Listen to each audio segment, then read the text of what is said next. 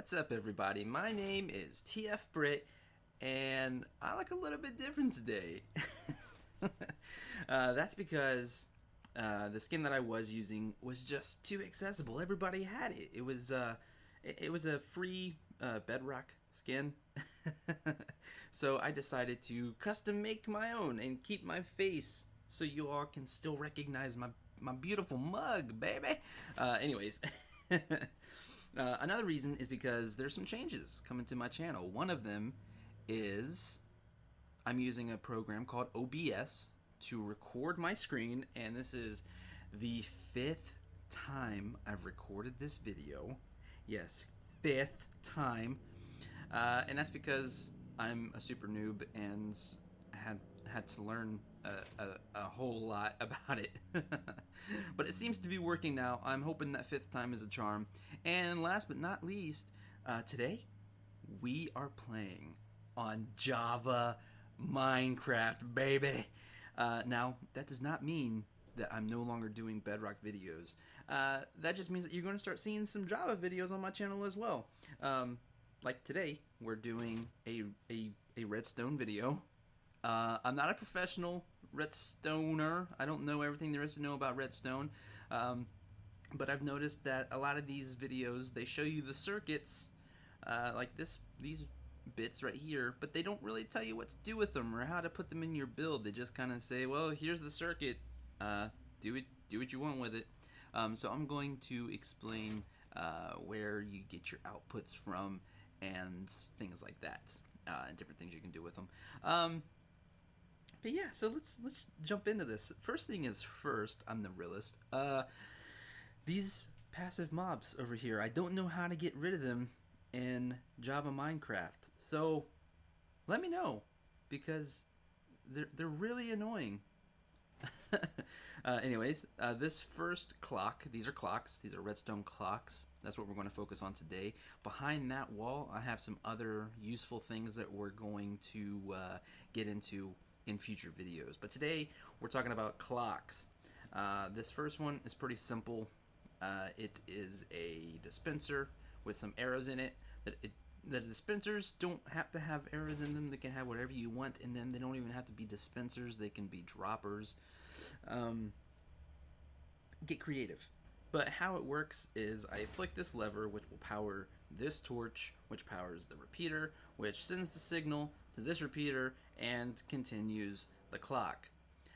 You can get your output from either one of these, and what I mean by output is you can take a redstone line and wire it up to whatever you are trying to power.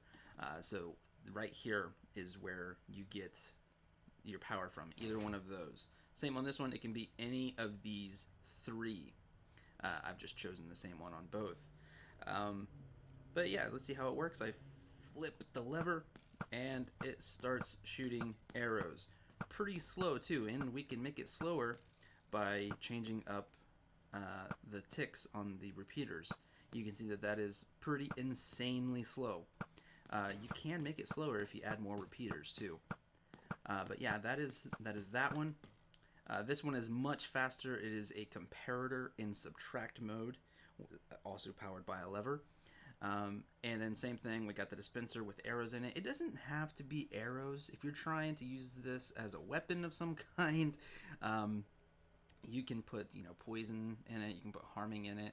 Or if you want something that, dispenses rockets to yourself or something, you can use these in shops, things like that.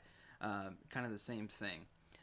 You have to add, a toggleable clock, but here you can see it just fires out a crap ton of arrows super fast, insanely fast, because that is just one tick over and over and over and over and over. This last one, I don't currently have it wired to anything, but I can tell you exactly what I have used this for. You may have seen this exact clock in one of my videos, because I used this in season 1 on a kelp farm.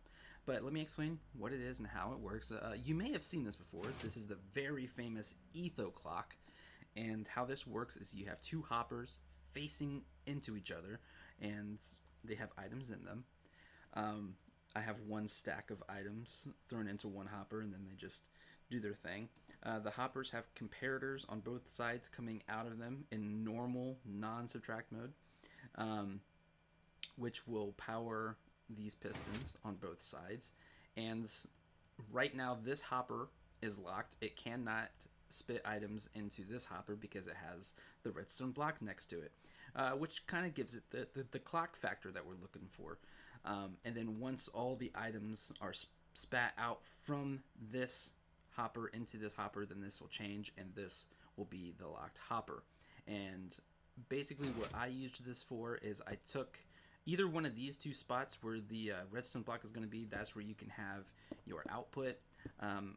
You just take one of those, put something like that down, or whatever you want. You know, get creative, but this is kind of how I used it.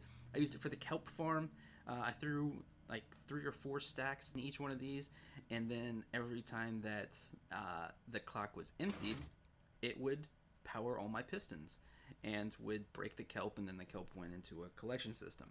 That is one way you can use this. I'm sure there's plenty of other ways that you can use it, but you know, that's one easy way that I used this etho clock. There are other clocks, but you know, they all have, you know, the same basic idea pretty much. But these are the 3 that I chose to use in this video. If it was helpful at all, please give me a like. That really does help out. If it was really helpful, or if you really liked my video in general, please consider subscribing so I can continue to make these kinds of videos. And I'll see you all in the next Java video. Peace.